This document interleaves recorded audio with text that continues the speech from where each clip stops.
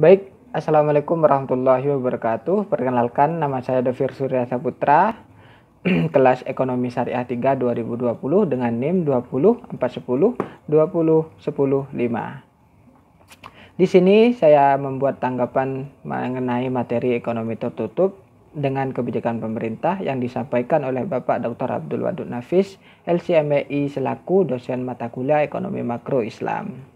Baik, langsung saja. Ekonomi tiga sektor adalah perekonomian yang meliputi kegiatan sektor perusahaan, rumah tangga, dan pemerintah. Sistem perekonomian tiga sektor terdiri dari sektor-sektor rumah tangga, perusahaan, dan pemerintah.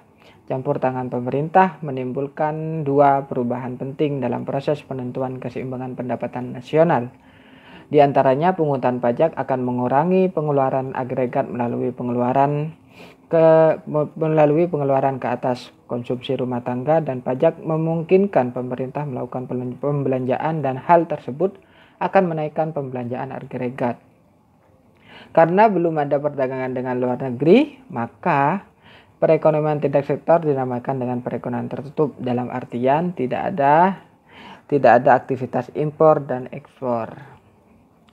Baik, selanjutnya aliran pendapatan dan pengeluaran dalam perekonomian tiga sektor. Campur tangan pemerintah dalam perekonomian akan menimbulkan tiga jenis aliran baru dalam sirkulasi aliran pendapatan. Tiga jenis aliran tersebut adalah: yang pertama, pembayaran pajak oleh rumah tangga dan perusahaan kepada pemerintah. Pembayaran pajak tersebut menimbulkan pendapatan kepada pihak pemerintah. Ia merupakan sumber pendapatan pemerintah yang utama. Selanjutnya, yang kedua, pengeluaran dari sektor pemerintah ke sektor perusahaan. Aliran ini menggambarkan nilai pengeluaran pemerintah ke atas barang-barang dan jasa yang diproduksikan oleh sektor perusahaan. Yang ketiga, aliran pendapatan dari sektor pemerintah, sektor rumah tangga, dan aliran itu ditimbulkan sebagai akibat dari pembayaran ke atas konsumsi faktor-faktor produksi yang dimiliki sektor rumah tangga oleh pemerintah. Selanjutnya, pembayaran oleh sektor perusahaan sekarang dapat diberikan menjadi dua jenis, yaitu pembayaran kepada sektor rumah tangga sebagai pendapatan kepada faktor-faktor produksi, dan pembayaran kepada pihak pendapatan perusahaan kepada pemerintah. Selanjutnya, pendapatan yang diterima rumah tangga sekarang berasal dari dua sumber, yaitu dari pembayaran gaji dan upah, sewa, bunga, dan utang oleh perusahaan, dari pembayaran gaji dan upah oleh pemerintah. Selanjutnya yaitu syarat keseimbangan.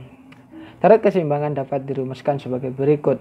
Y sama dengan AE atau Y sama dengan C plus I plus G.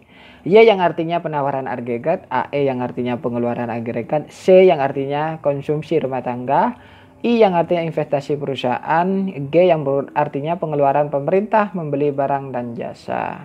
Berikutnya tentang jenis-jenis pajak.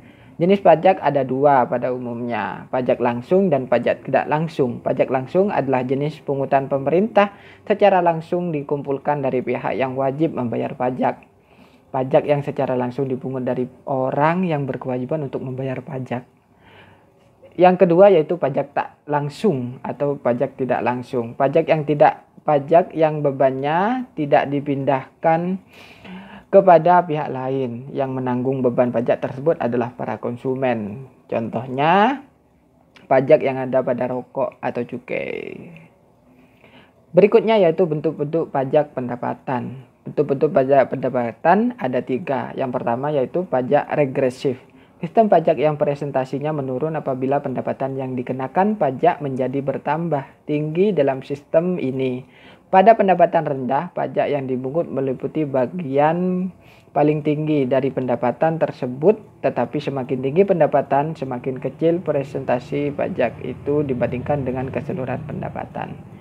Yang kedua, pajak proporsional. Presentasi pungutan pajak yang tetap besarnya pada berbagai tingkat pendapatan, yaitu tingkat pendapatan yang sangat rendah kepada yang sangat tinggi.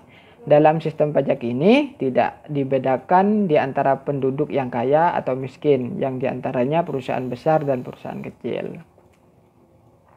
Yang ketiga ya pajak progresif. Sistem pajak yang presentasinya bertambah apabila pendapatan semakin meningkat Pajak ini menyebabkan pertambahan nominal pajak yang dibayar akan menjadi semakin cepat apabila pendapatan semakin tinggi.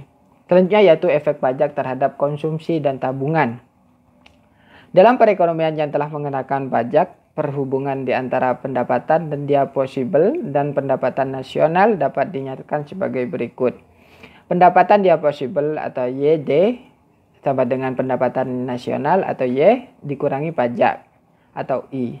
Penurunan pajak deposibel akan mengurangi konsumsi dan tabungan rumah tangga. Hal ini disebabkan karena pajak yang dibayarkan mengurangi kemampuan untuk melakukan pengeluaran konsumsi dan menabung.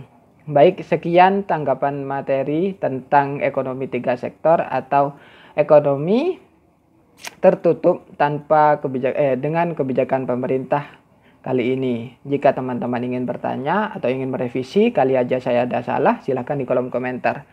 Kurang lebihnya mohon maaf. Wassalamualaikum warahmatullahi wabarakatuh.